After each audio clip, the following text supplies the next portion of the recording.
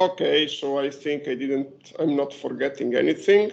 And let's go again to the lecture, climate change and water cycle, climate change and water resources and water cycle, whatever it is.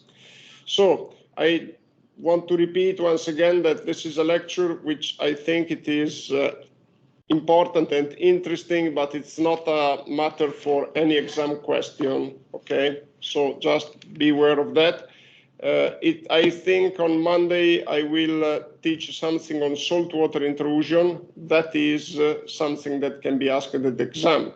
But climate change and water cycle, which I think it is very interesting, but it is something that it's not a matter for exam questions because it's very descriptive. Now, 1 second, I switch the phone off. Okay. Now, climate change, I already made an introduction where basically I said it's an important problem and it's controversial. And I said it's unfortunate that it's controversial because anything that is controversial is complicated. So I made this premise very quickly. So let's go to the technical part of it. And the technical part of it will be an assessment of the changes, as we can see from the data, in relevant variables, recent changes, relevant variables connected with climate, but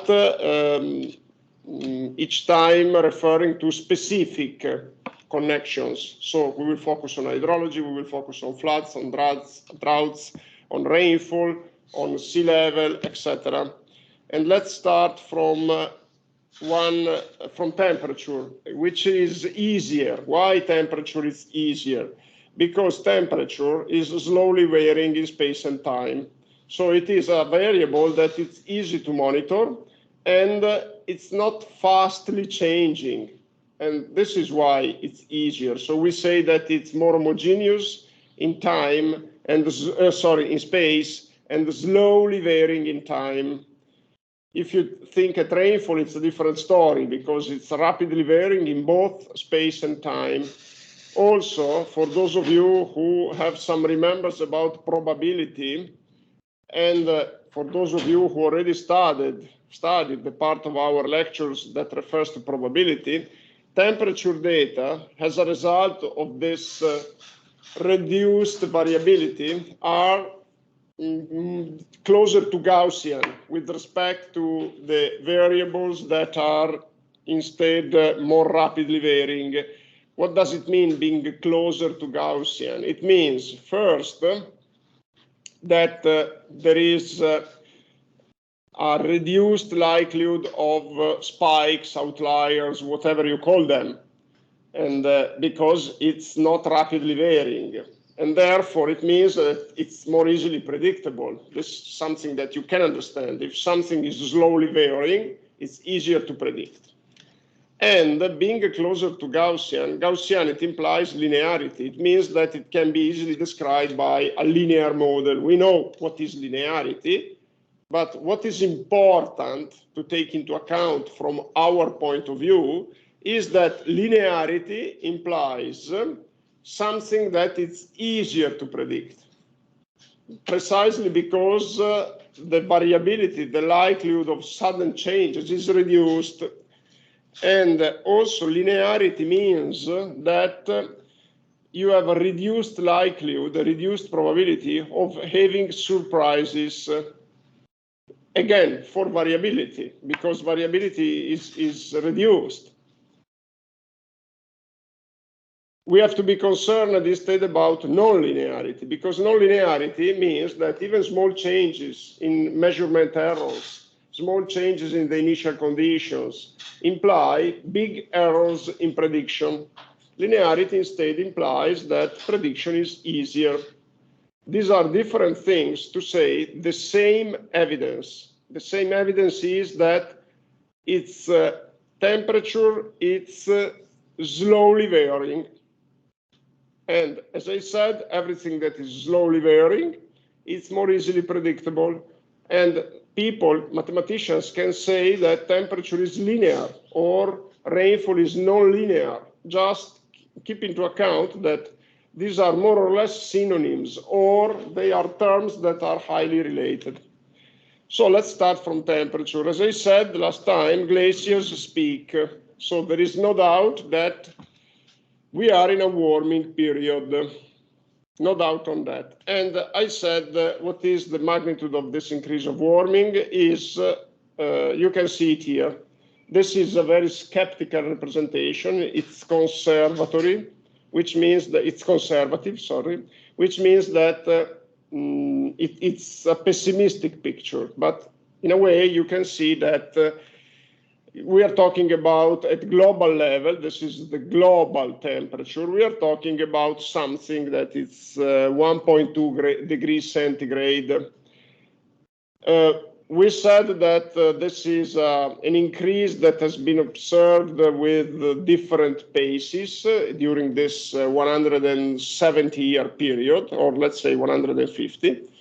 There is an increase, there has been an increase in global temperature, as we know, from 1990, more or less, a steep increase, which we call the global warming period. The last 30 years, usually we identify them, starting from 1990, more or less, as the start of the global warming period.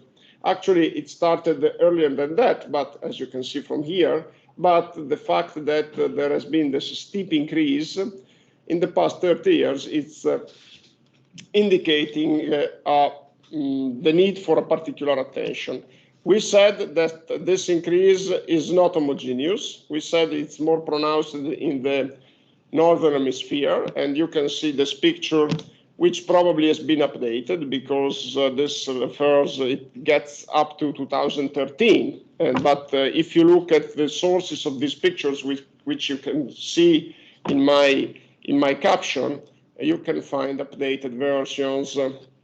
So we are in a warming period. Perfect. Now, what are the problems that this induces? First of all, sea level rise. But not only that. I mean, let me check if I have a PowerPoint. No, I don't have a PowerPoint. Okay, very good. Very good or very bad, it depends. Okay, so we are in a warming period. What are the consequences of it? The consequences are manifold. First of all, sea level rise. This is something that is very well known. But not only that, there is also the feeling that rainfall is changing, and then river flow, which means that rainfall may get a connotation that is in a way causing a damage, a social, economic, political damage, which means that extremes may be exacerbated, which means that high rainfall is higher, low rainfall is lower, or drier is drier, wetter is wetter. This is the implication, which is in a way inducing some concerns. Actually, keep in mind that what is the reason for this? The reason may be for the high rainfall, the fact that a warmer atmosphere takes more water because the concentration, the vapor pressure for increasing temperature, the concentration of water vapor in the atmosphere for increasing temperature increases in a percentage that is plus 6-7% for each degree of warming. And this is dictated by the Clausius-Clapeyron equation, which you may have heard in your background. It's a very simple equation that, depending on the temperature, gives you the saturation, the concentration at saturation of water vapor.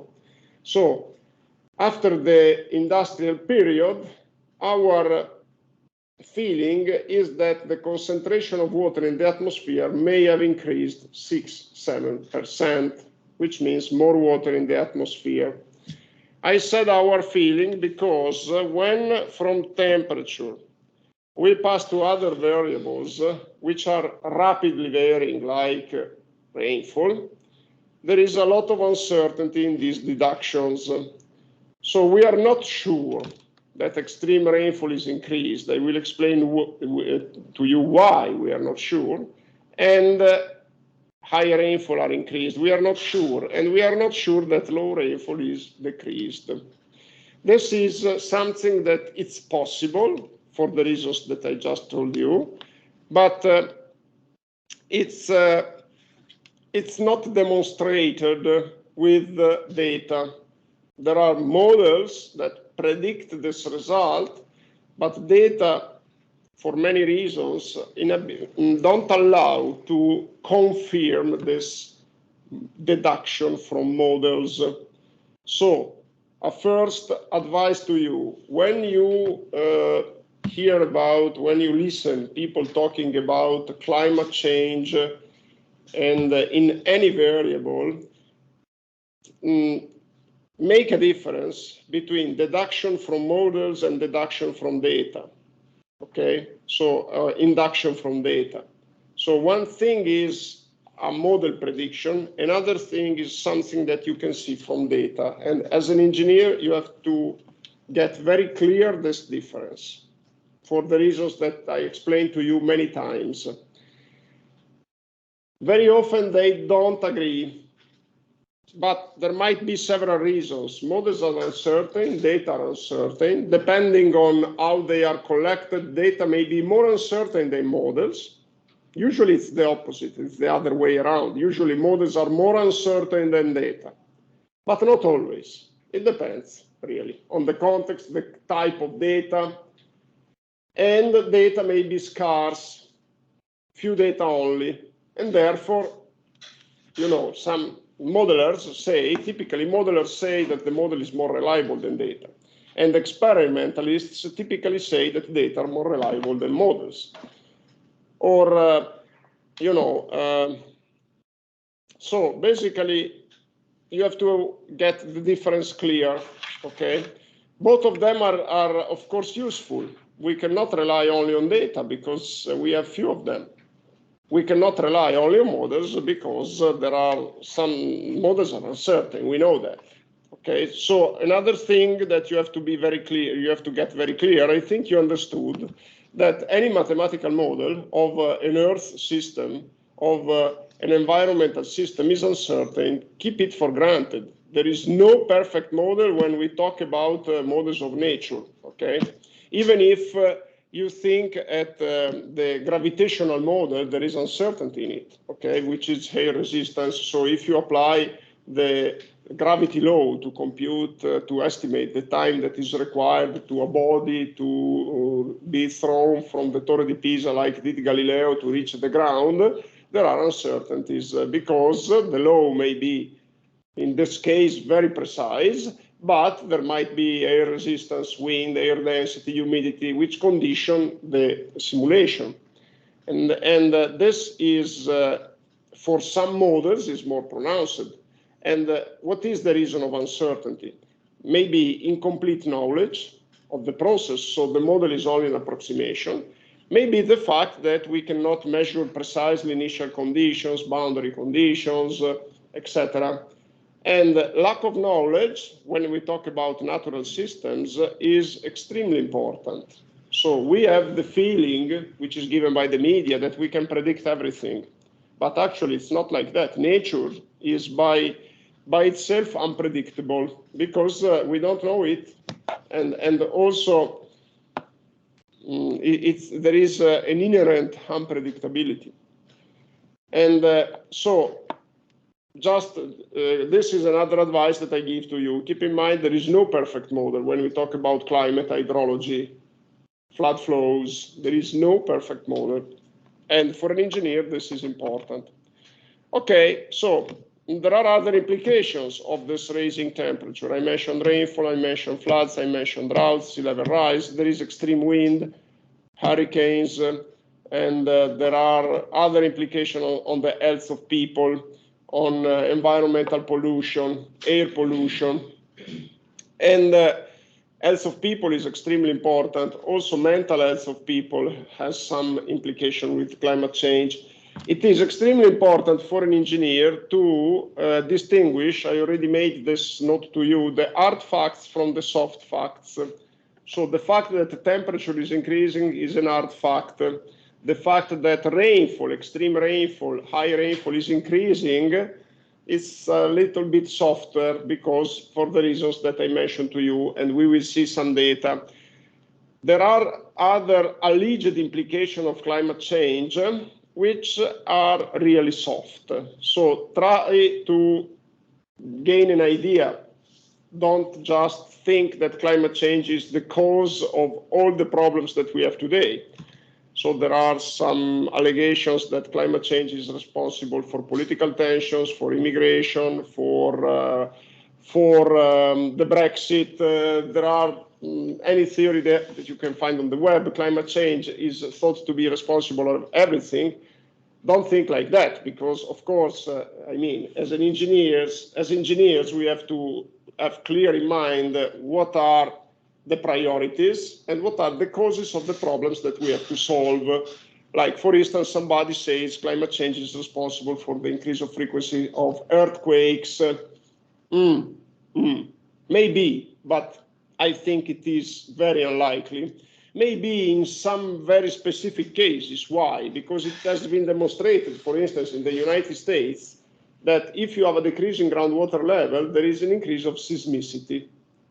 And then they found a very weak connection between frequency of minor earthquakes and the river flow of the Mississippi River. It is a very weak connection, again, between flow in the Mississippi and low intensity earthquakes.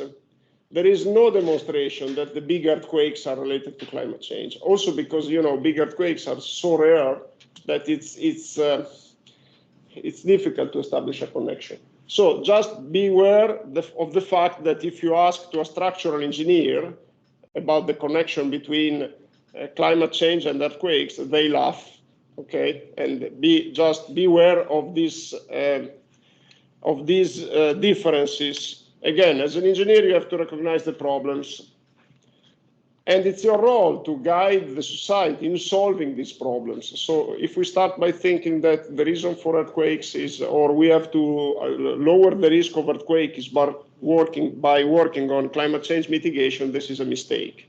Lowering the risk of earthquakes, we have to work on vulnerability and exposure.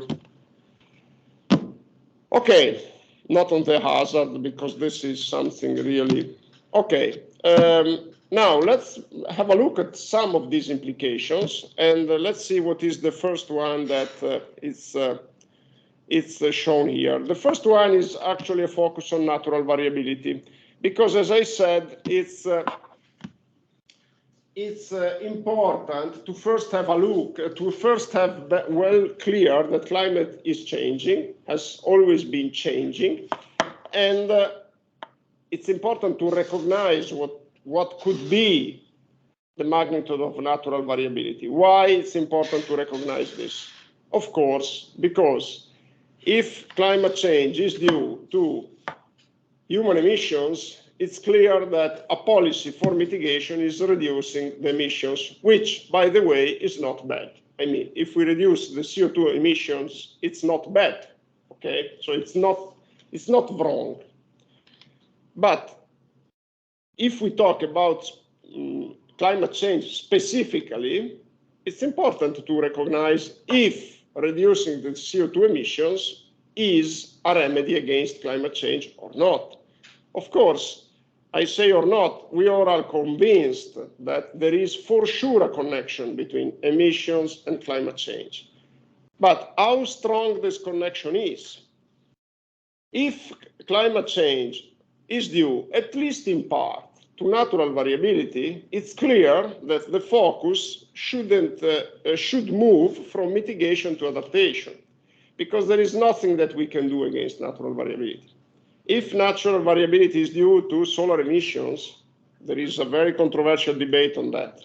Is solar emission responsible for the big changes in climate that has been observed in the past? Who knows? It's still debated. So if it's solar emission, there is nothing that we can do against that. And so the focus should move to adaptation. On the contrary, if human emissions are, as some people say, very important in determining climate change. Some people say that natural variability would bring temperature down. So this means that human emissions are causing an increase in temperature, which is higher than 1.2, because some people say without human emissions, we would be at -1 from the pre-industrial period. So it's clear that, again, the engineer needs to recognize the causes of the problem if we want to identify the solution. If we don't identify the causes, we cannot identify a good solution. So the glaciations, in this graph you see, pay attention to the scale of the horizontal axis. It's millions of years ago. Of course, these are reconstruction, because you see, this is the progress of concentration of isotopes. I don't remember the name of this isotope here. If you're interested, please, there is the link, go to the figure, and there is a description. This isotope is deemed to be very connected to temperature, okay? And how could we measure the concentration of this isotope? With ice carots. So you take an ice carrot, and then in the Greenland or in the Antarctica, and then from the concentration, the changing concentration of isotopes, you connect this concentration to the precipitation of millions of years ago. And then in this way, in a way, you get an indication of temperature. Of course, we have also remainings of the glaciations, but these remainings are basically very recent. So this scale here is millions of years, is 500 millions of years. So we don't have remainings of clear traces of glaciations that happened 400 years ago. We have remainings from the last glaciation, which is which took place which finished about 10,000 years ago. We will see another picture soon after this. So let's look at the past change of temperature, and you see, first of all, that we are now in a glacial period. This is something that many people don't know. We are still in the middle of a glaciation, and keep in mind that with glaciation we mean a huge one which has some interglacial periods within it. So the next figure that I will show you, which will focus on the past 1 million years, you will see that there are up and downs within this glacial period. But it's important to keep into account that this is a cold period for the Earth. And there have been warmer periods in the past where the Earth was without ice cap. The reason for this glaciation, the physical motivation, is still unknown. If you go to several sources of information, Wikipedia, you have links in my webpage, they say that it's still not known what caused the glaciations. There are hypotheses which span from volcanic eruptions, which caused the increase of dust in the atmosphere and then a decrease of temperature. You know that we had an eruption, I don't remember the name, recently, which caused a decrease of the global temperature. And I mean, the eruptions that we experienced recently are nothing if compared to some big eruptions that we had in the past, which were really very important. And there is this risk still today. We could get a big one that is causing a decrease of temperature, an important decrease of temperature. So this is one possible reason. Another possible reason for glaciation is changes in the solar emissions. Solar activity is not constant, has spikes. It has been long studied. We recognize some periodicity. And there are, you may have heard of the Milankovitch cycles.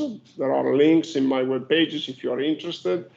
which is a cycle that has a periodicity of, I don't remember how many years in the solar activity, which was recognized about 100 years ago.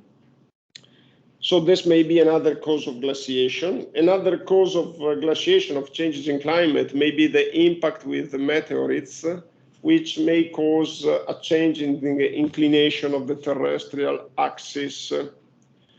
Also, it's not very clear what could be the impact of an inversion of the magnetic field, which is something that already occurred for the Earth, which means that the magnetic field, you know, it's what drives the compass.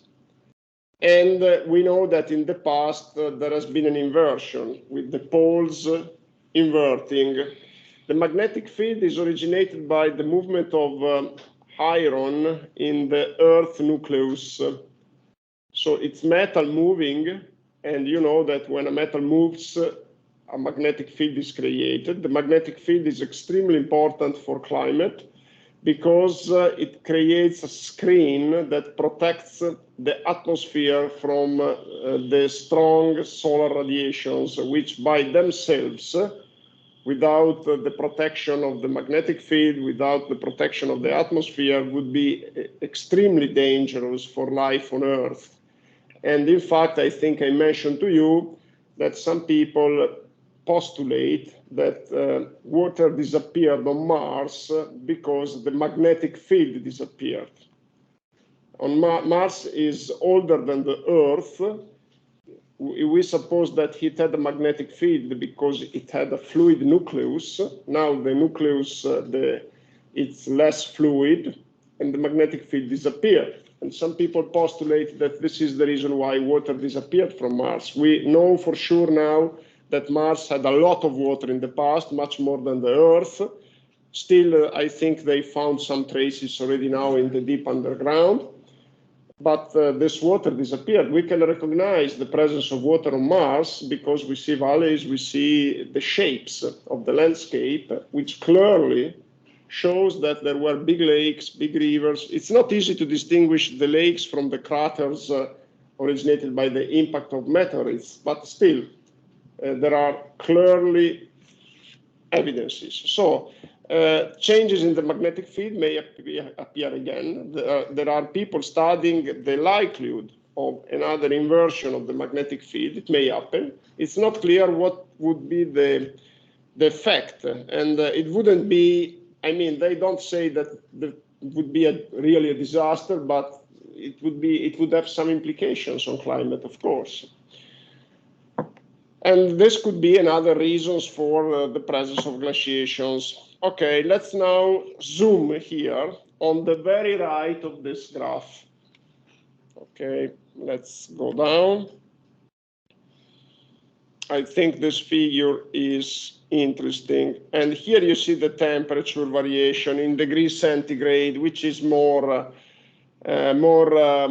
interesting. And so let's look at the scale of the horizontal axis. This is thousands of years ago, which means that, you remember the past figure, this was millions, 500 millions. This is 500,000, okay, 400,000. So it's really a zoom on the last glaciation. I go back again to this figure. It is a zoom on the very right here. Look at my mouse.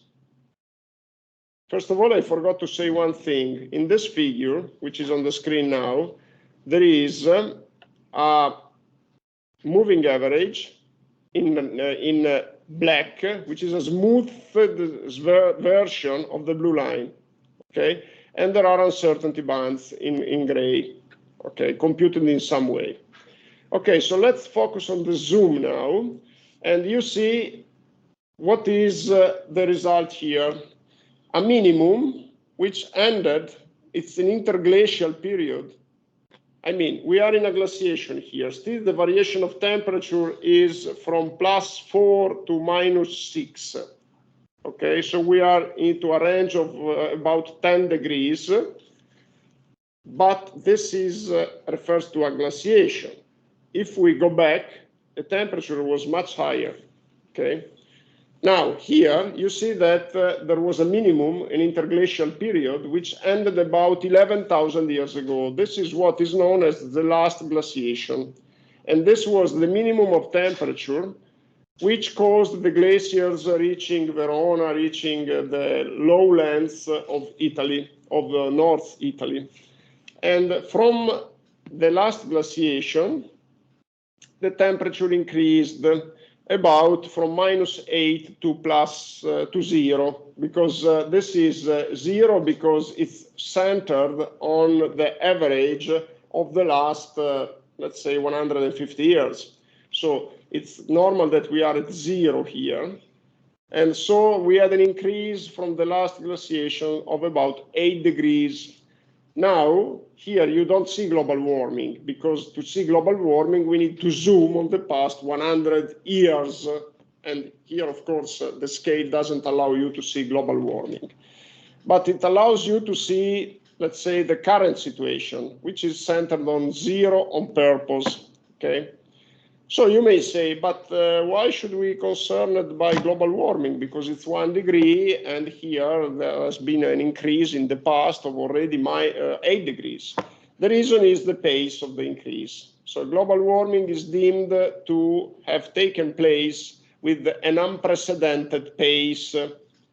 So if this is true, you know, here we are talking of something like +8 in 5,000 years. One thing is +8 into 5,000. Another thing is +1 in 20 years.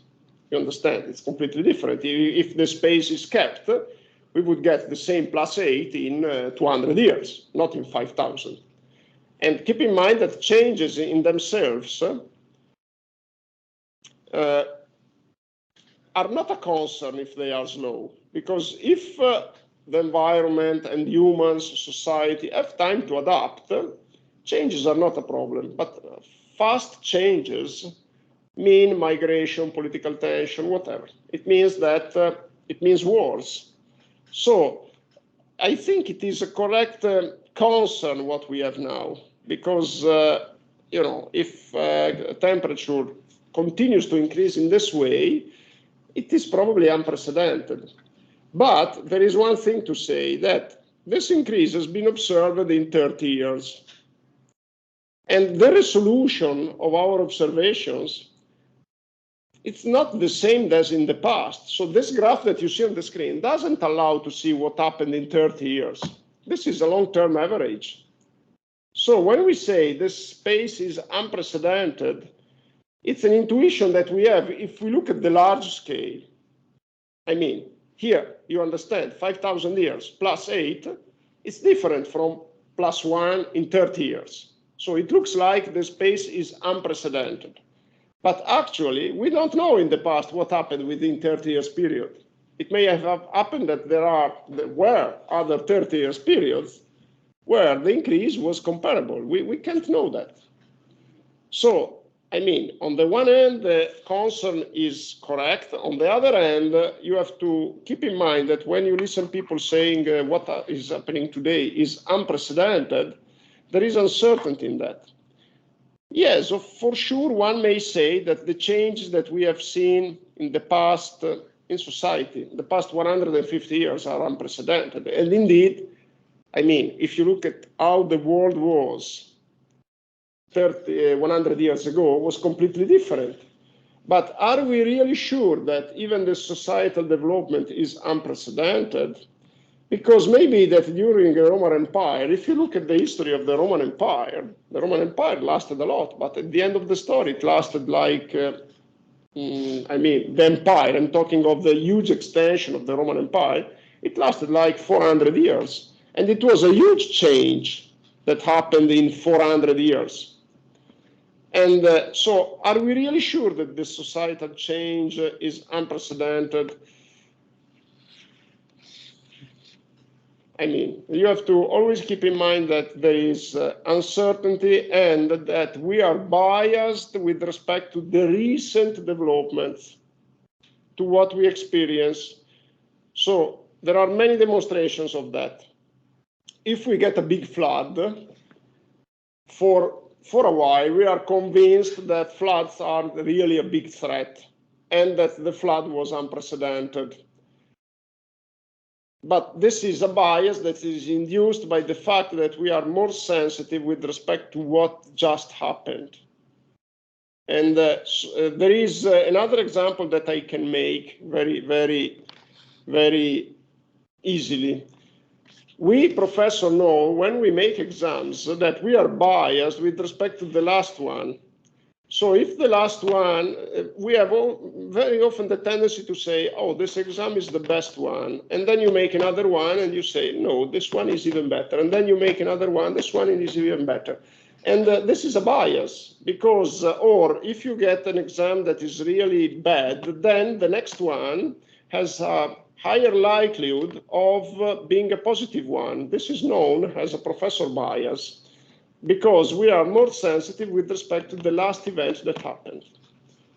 I think that you students know that if you are after a student that got a laude, you are more likely, on average, to get the laude yourself.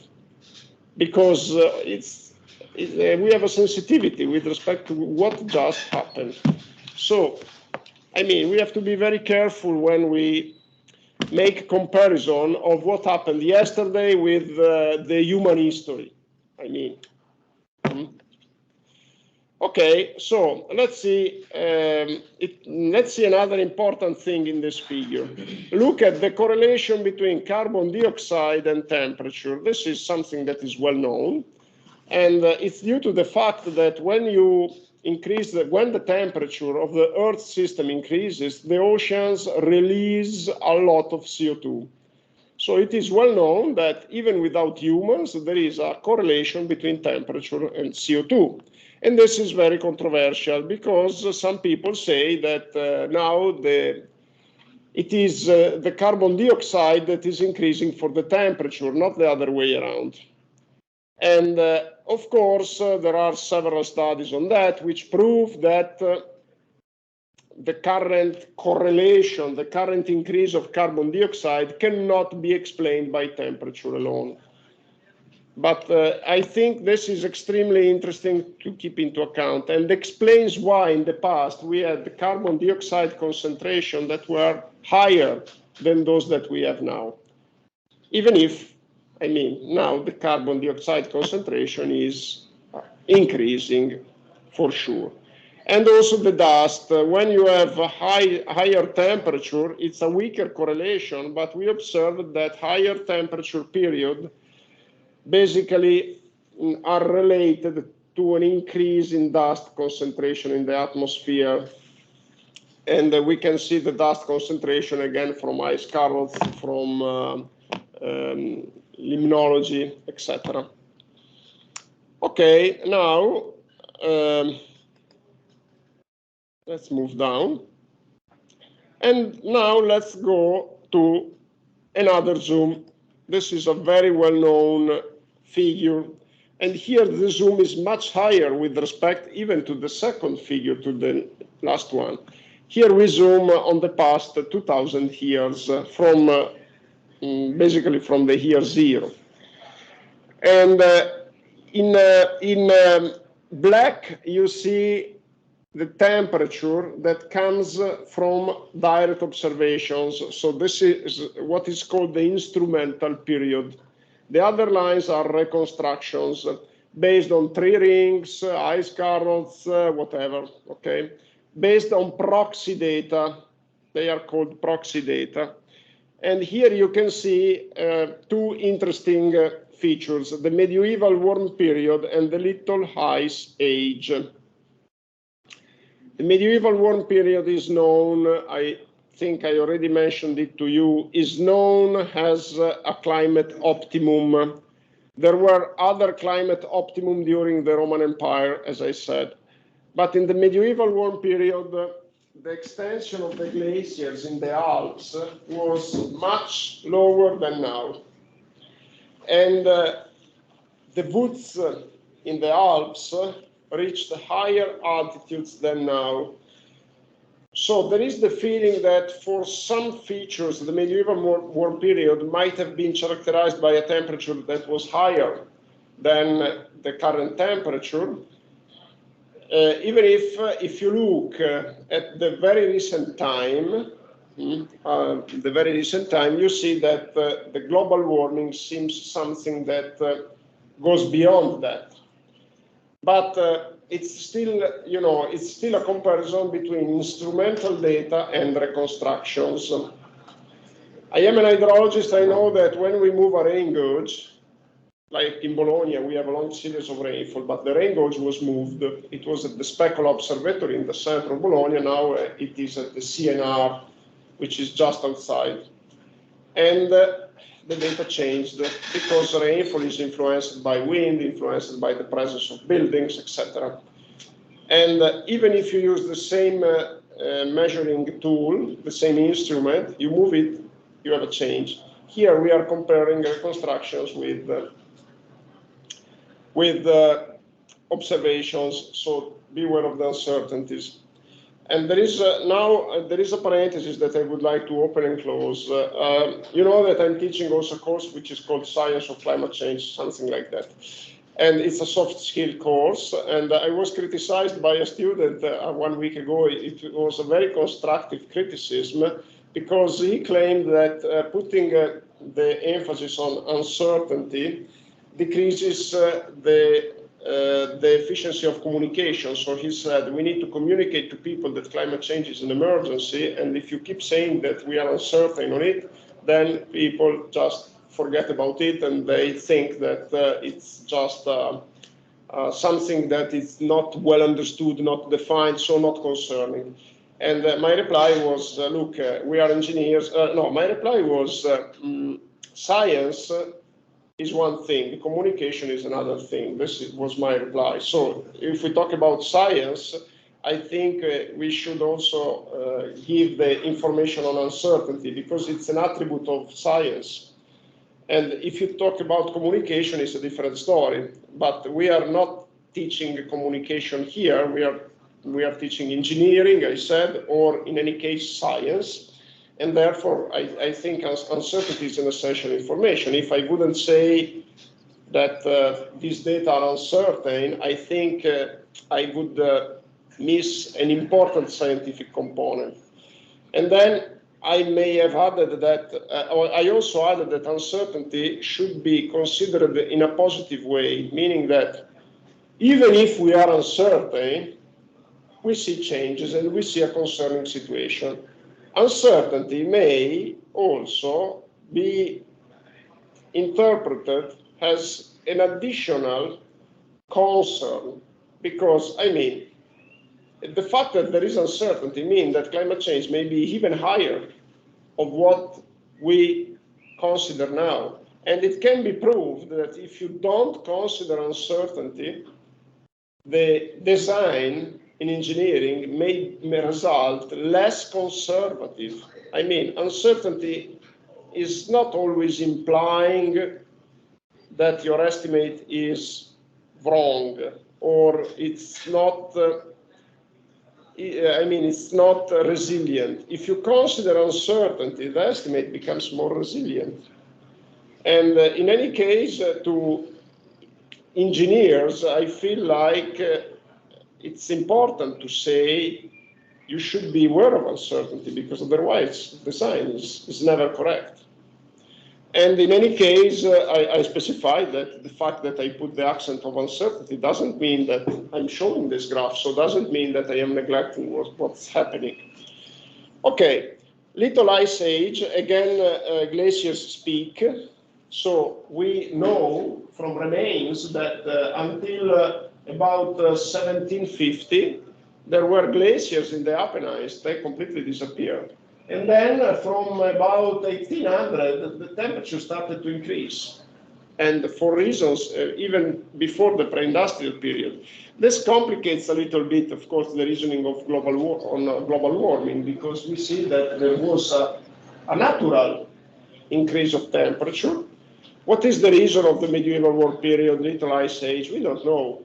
And we don't know if this medieval warm period was global or only European. We don't have observations and we don't have the opportunity to reconstruct in the Americas because we don't have witnesses from them. We know, for instance, that during this period, Little Ice Age, there were several floods in Europe. The frequency of floods was higher here. And we have several demonstrations that the frequency of floods is positively, I mean, let me say it more clearly. Frequency of flood is higher when temperature is lower. So there is a negative correlation between frequency of floods and temperature. And this has been clearly demonstrated. So the assertion that today, the claim that today floods are increasing for increasing temperature should be carefully evaluated. It may be, but it's not a law that is sculpted into the rock. We need to really, I will focus on that. Okay. Now we have, I think we have a fair picture of what happened to temperature. And let's now focus on hydrology. I think basically here there is a section on human influence of climate, which is basically reporting considerations that I already made. The heat island effect, which means that temperature increased more in cities, and Clausius-Clapeyron equation, 7% of increase of vapor pressure per degree centigrade, and climate models. So here there are some considerations of climate models and their uncertainty. This consideration I already made.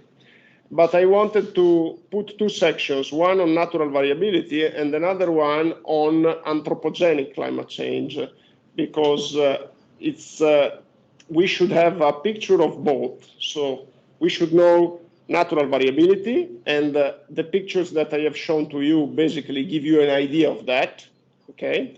But we have also to get a clear picture on human influence, which is basically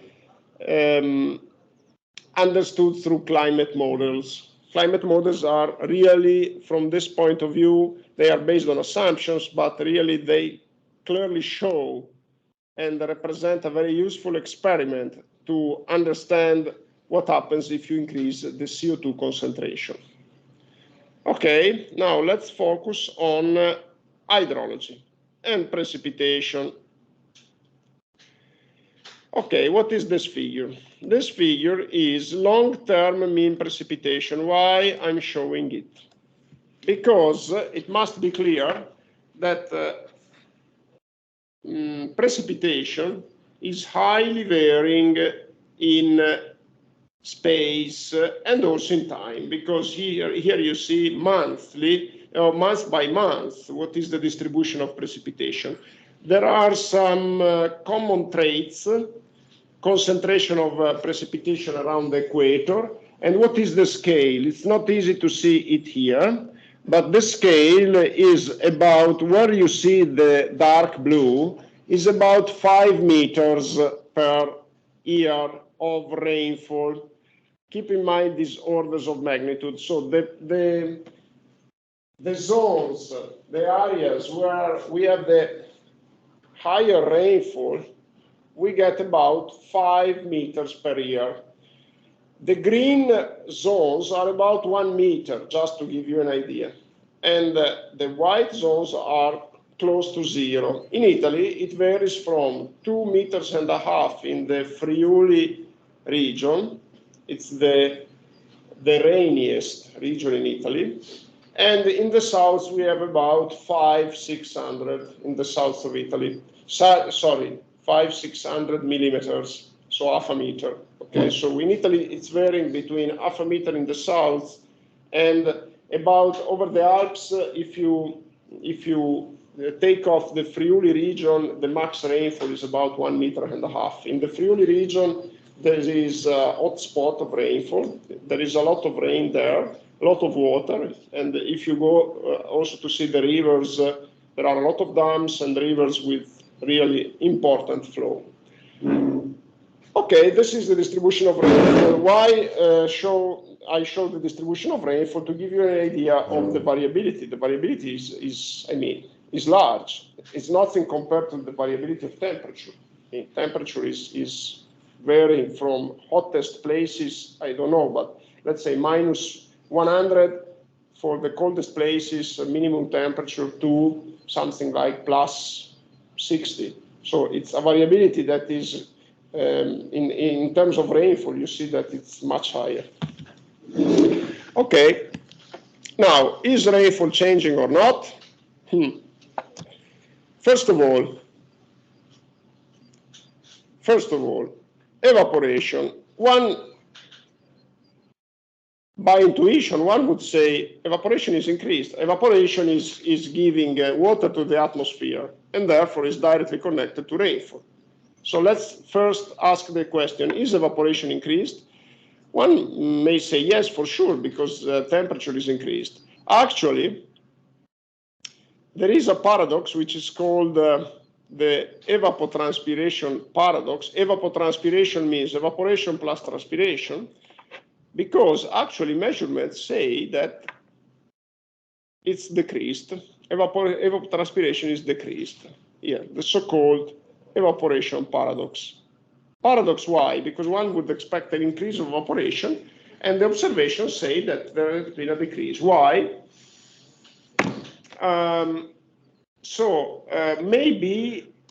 Maybe that there are changes in the wind. Evaporation is directly related to wind. It's not only temperature. So, let's try to understand what is the problem. The Clausius-Clapeyron equation says that if we increase the temperature of the atmosphere 1 degree, the atmosphere has plus 7% capacity of retaining water. But capacity doesn't mean that there is more water. There is more water if there is more evaporation. If you don't have an increase in evaporation, the water content in the atmosphere doesn't increase. So maybe that wind is slowed down. If you increase wind, you increase evaporation, as we know. When you want to dry something, you put it into the wind and suddenly it becomes dry.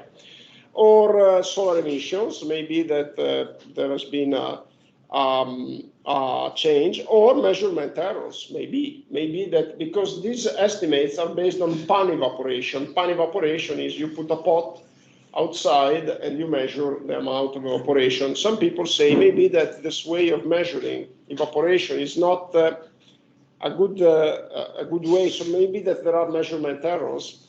We don't know, but in any case, just keep in mind that it's not proved that the atmosphere has an increase in water content. Okay, so let's try to look at the data then. Okay, and so let me open this figure, but I think I need to say something before commenting on that.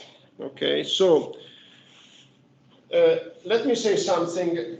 So let's look at data. Okay, but yeah, it's a tough story, because data, we must have data in order to look at data. If we don't have data, we can't look at data, no? And so rainfall is measured on several time scales. If we look at annual rainfall, we have a fair amount of data, not over the oceans, but still we have a fair amount of data, because there are some measuring instruments which work at long time scale. Typically, rainfall was collected historically at weekly or daily time scale. So if we look at the weekly time scale, we have enough measurements. If we look at the daily time scale, it's lower. Sub-daily time scale, the data availability is dramatically reduced. And if we talk about rainfall on 10 minutes time scale, sub-hourly, data availability is very reduced in space and time. What is the result of that? The result is, keep in mind that you learned in this course, and maybe even before than that, that for small catchments, it's short rainfall that matters. For large catchments, it's long-term rainfall. So we said for the Po River, floods are caused by weekly rainfall. So for these big rivers, for large floods, as they are called, we may have information on rainfall to understand if the frequency of these events, weekly events, is increased. For small catchment, where what matters is sub-hourly rainfall, we don't have any means to understand if the sub-hourly rainfall is changed. And then you may ask me, but what about the water bombs or people who say that extreme rainfall is increased? We have really few data to confirm that. And the results of the studies show that in most of the cases, the data didn't show any change. And if you look at the worst situations, because some studies for basing on reduced database have been performed, in some cases people found increases in extreme rainfall sub-hourly comparable to the Clausius-Clapeyron rate, so plus 7% per degree centigrade. It means plus 7% in the past 100 years. Keep in mind that if you talk of an extreme rainfall and you add plus 7, you cannot say that this causes a dramatic increase of floods. It's not really, because it's not really a big change, plus 7%. In some regions of Australia, because I tried to pick up the studies where they found the highest increases. In some regions of Australia, they found 3 Clausius increases, which means plus 20, in extreme rainfall. And this is the highest estimate, to my knowledge, that has been detected. Which plus 20 is something relevant, yes. Could be that you get a flood even in with plus 20, you may get a significant increase.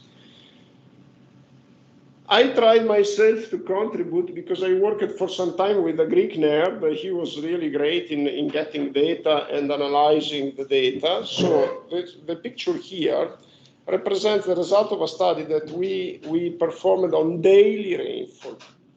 Daily rainfall, basically with the distribution that you see here over the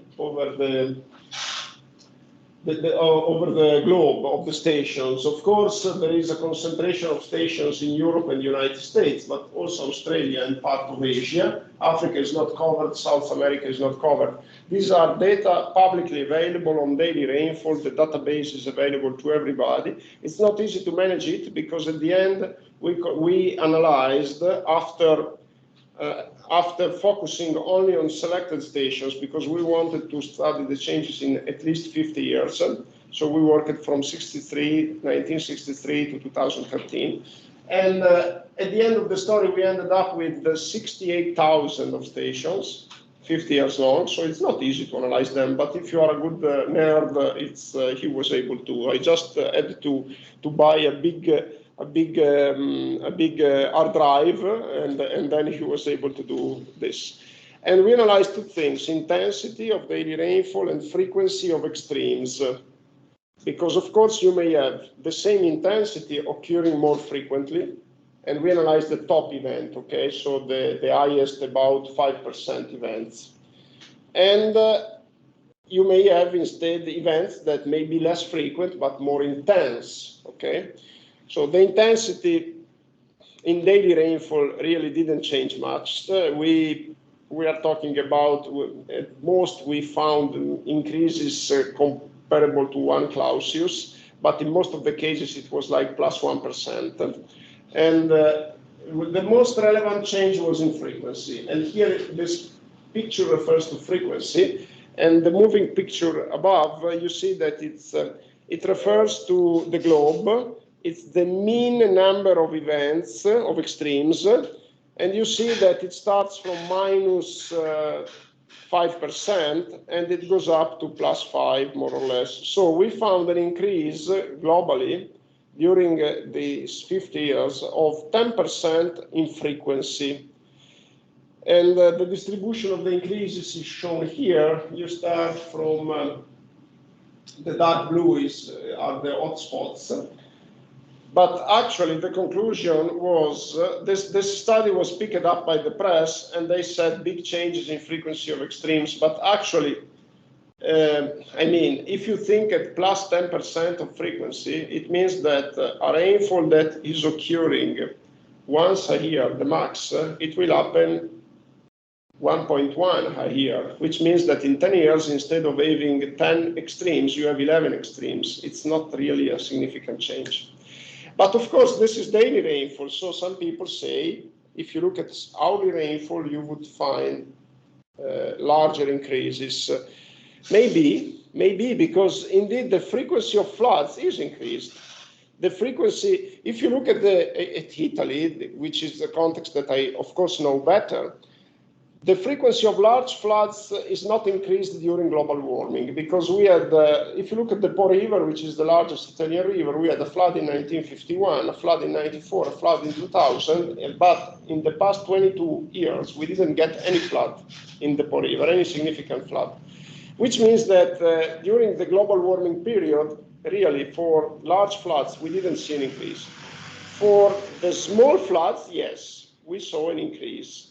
It is problematic to understand the causes because on the one hand, it's difficult to monitor extreme rainfall. On the other hand, the past 30 years during the global warming period, there has been an increase of urbanization that is being massive.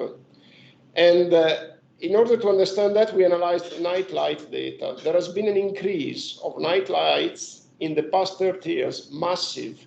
And we didn't notice that, actually. We tend to think that urbanization increased a lot from 1960 to about 1980, and then it was stabilized. No, actually, if you look at night lights, there has been a sharp increase even during the global warming period, which means that, you know, urbanization is increasing river flows. So it means that the frequency of small floods may have been increased for the effect of urbanization.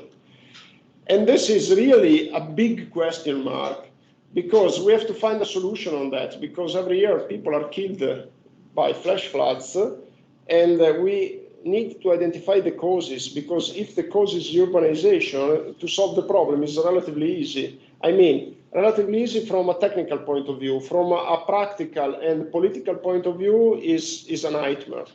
Because you have to relocate people, and relocating people is really, you need a lot of resources. But at least from the technical point of view, it would be easier, because instead, if the cause is an increase of extreme rainfall, from a technical point of view, resolving it, it's really much more complicated. Okay, so this is the situation for rainfall. Now, here there are more details, but because we analyzed not only the global distribution, we also analyzed the distribution in quadrants of the globe. Let's forget about it. The essence is what I mentioned. Sea level, interesting. Let's focus on sea level. Again, these pictures with the scales, these two pictures are the same scale. Let's look at this. And this goes back to the last glaciation, which was an interglacial period. And you see that the increase of sea level after the last glaciation has been really important, like 100 meters, okay, more than 100 meters. We know that. We perfectly know that. We know that in the past there were periods where the extension of the seas was much larger than now, but we also know that during the last glaciation, the sea level was 100 meters lower. But the increase of temperature is really important from the last glaciation. It's +8, +10. Okay, now, if you look at the recent period in the past 4,000 years, there has been a stabilization here, okay? So after the end of the glaciation ended about 10,000 years ago, there has been a stabilization of the sea level. Keep in mind that when you increase the temperature, the sea level increases also for thermal expansion, which is an important component. So it increases for the melting of glaciers, but also for thermal expansion. Now, we need to make a zoom again. So let's make a zoom. This picture is the same scale as before, so let's forget about it. Let's forget on this, and this is the zoom. Okay, so what is the result here? The result is that, first of all, there is uncertainty in the data. You are used to that. Why? Because the sea level is not the same all over the globe. There are changes. And also, recently, you look at the red line. This includes measurements from satellites, which give a much larger coverage. And therefore, the comparison is a bit... satellites give a slightly different picture, but more or less, let's say. And here you see many lines because they are different measurement points, and there is an average, which is the black line. So let's focus on the big picture. What does it say? That from the pace of sea level increase is more or less constant, but we will see a zoom in the global warming period, starting from 1850, 1900. And this is the result of the end of the little ice age. So at least in Europe, we had this little ice age, and then the temperature started to increase with the different paces. We know that there has been period where the temperature was decreasing, and then there has been the warming period in the past 30 years. The sea level rise seems smoother, so it is more constant. And look at the scale, centimeters, plus 20 from the pre-industrial period, more or less, okay? Which is well different from plus 100 meters, but also the change in temperature is different, okay? And it's not linear. I mean, when you increase the temperature, the sea level changes not linearly, or you decrease the temperature. Okay, let's see the global warming period. So, what is the pace here? It's about this is millimeters, sorry, minus 15 millimeters up to plus 20 millimeters. So it means that during the past, this is from 1990 to 2010, so 20 years from minus 15, it is about 3.5 centimeters, which it's a little bit higher than the pace before, but not much higher. So in 30 years, it's about, let's say, let's round it 4. If it was 4 in 30 years, it means that 4 by 4 is 16 in 120 years. So you see that the pace is not dramatically increased. This is measured with satellites. You see here the names, Topex, Poseidon, Jason. These are names of satellites. So this is the change in sea level. I think it is curious to see that the pace didn't increase during global warming period, but on the other hand, some people say that the oceans have a slow reaction to that, to the increase of temperature. So maybe that indeed there are some changes in trend in the future, and keep in mind that we didn't, I mean, these data don't tell you anything about possible tipping points, which means sharp increases due to breaking of subglacial lakes or something like that. Okay, and it's interesting to see, this is global map of sea level rise from 92 to 2013. Look, putting together this lecture was really a kind of effort, and it was not easy with the public domain material. Okay, this is interesting, I think. This is the AR5 assessment report 5 of the IPCC, and these are predictions of sea level rise according to models. I think it is interesting to see that. So let's see, first of all, the temperature change predicted for different emission scenarios. I think you know what is the meaning of emission scenarios. It means that when you run a climate model, you have to make an assumption on the future emissions of CO2, of greenhouse gases, and there are several scenarios. The most skeptical one is the business as usual, which is RCP 8.5. It means that we don't do anything to mitigate CO2 emission. Actually, it is a bit too skeptical because we already started to do something. It's unlikely that the next scenario for the next 50 years will be business as usual. It's unlikely, but still, it's interesting to see. And you see, starting from RCP 2.6 and moving forward, you get higher increases of temperature, which means that the concentration of the greenhouse gases for these scenarios is increasing from RCP 2.6 to RCP 0.5. And so you see the prediction for two different periods, 2046-75 and then 2081-2100. Increase in temperature, likely range, which means likely range means some kind of uncertainty assessment. Important to say that they didn't call it uncertainty assessment, uncertainty range, or confidence range.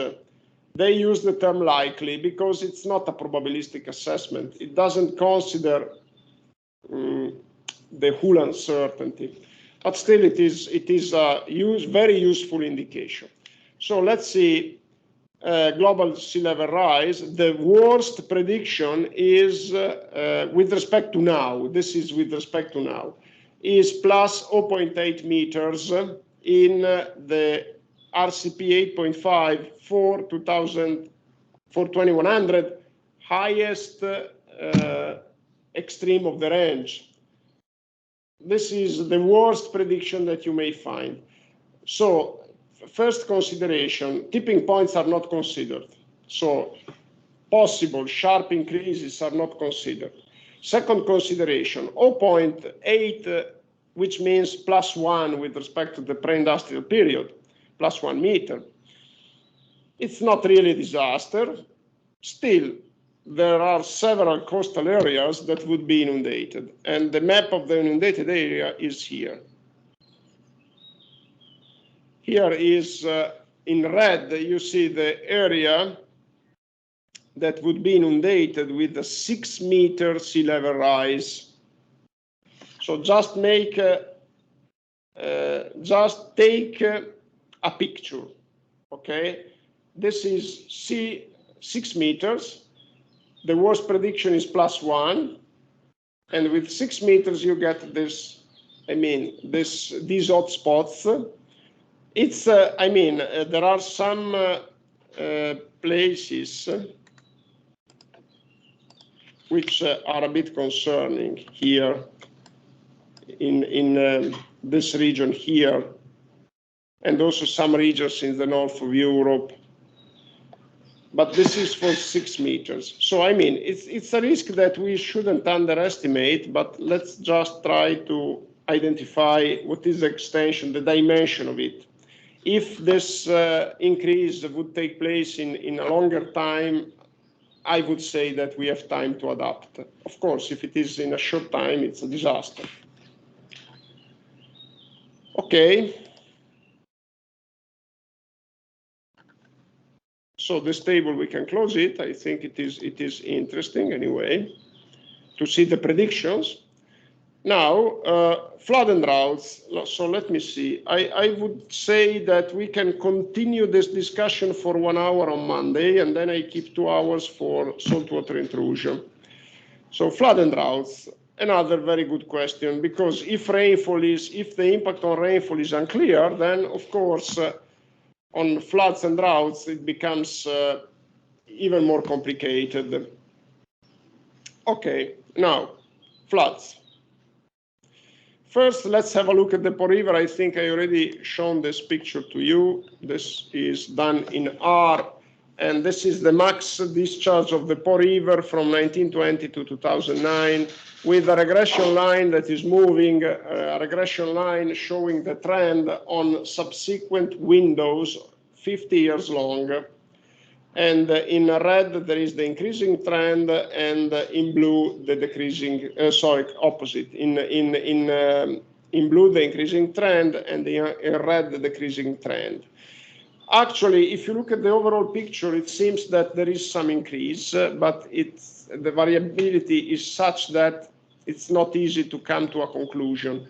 And indeed, for large floods in Italy, we didn't see big changes. And if you extend this picture up to 2021, you see that the situation is going down recently, because we had these two big floods in 94 and 2000 that in a way induced some bias, but we also had a big flood at the beginning. So, okay, so this is the situation of the Po River.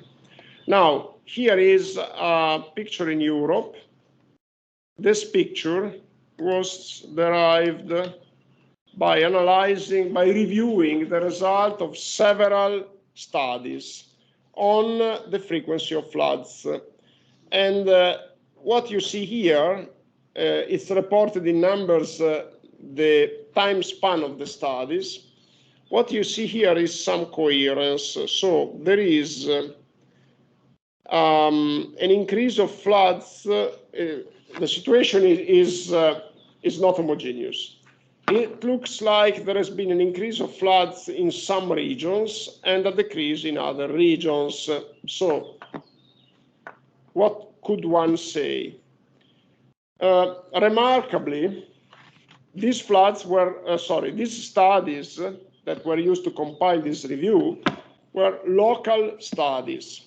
Remarkably, about 10 years ago, there was an effort that was coordinated by the Vienna University of Technology to put all the data together. This was impossible up to 10 years ago because the data were owned, and this was the reason why usually studies in hydrology were performed at the national level, because the data were owned by the public administrations and couldn't be exchanged. Remarkably, 10 years ago, the Vienna University of Technology had this idea of anticipating the open data era. Now we are in the open data period, which means that everybody, if you want to publish a scientific study, you have to make the data available, otherwise it's not published, which is very good. And now it's relatively easy to put data together. 10 years ago was still very difficult, and they succeeded and could perform two relevant studies. One was performed by published by Science, another one was published by Nature, and they analyzed in the Science paper the changes in seasonality, and the Nature paper they analyzed the changes in extremes. So on the one hand, seasonality of floods, on the other hand, the extreme flow. And this is, let me see if there is, it's not published here because I couldn't, but we can refer to the paper. I couldn't publish it here, the figure, but let me see. I think the paper is here. We can look at the paper, which is open access, and look at the figure on the paper. This we can do. Let's see if it works. It looks like it's a bit slow, but should work. Okay.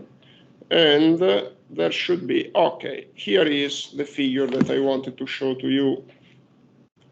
And let me see if we can look at the figure. Okay, here is the figure. So basically, this is a shift of the timing, and the blue is later and the brown is earlier, which means that where you see brown, it means that it means that you have an anticipation of floods. The dark brown is about -2 weeks. Anticipation means -2 weeks per decade. And the dark blue means +2 weeks. I think this is an interesting result, which shows basically, more or less, that it's snowmelt that has an influence. Where there are snowmelt-dominated floods, you have an anticipation. In general, this is a general pattern. And where floods are dominated by rainfall, you may have a delay, okay? And which is understandable because snowmelt is anticipated. We know that with the increase of temperature, snowmelt is anticipated. Okay, but let's look at the second study, which is more interesting for us. Let me see where it is. It should be somewhere here. Or I think I didn't. Okay. It's not linked, so let me just see. But let me show you on Monday, because we are getting to the end of our time. So let me just try to better articulate the conclusion, which I already anticipated. The study on the intensity of flood showed that indeed there are increases in river flow, in river flooding, where the floods are dominated by snowmelt. Where they are dominated by rainfall, it doesn't look they are increased a lot. This is the conclusion, which is in a way understandable and compatible with the fact that we detected increases in temperature, but we still did not detect significant changes in extreme rainfall. Okay, and then I think we can stop here, because it is interesting also to discuss droughts, but I think that we can stop here. As I said, I just want to, this lecture is very long, but I want to focus on data. And I will take 1 more hour on Monday, and then a couple of hours on Monday to discuss saltwater intrusion and to make a recap. Thank you.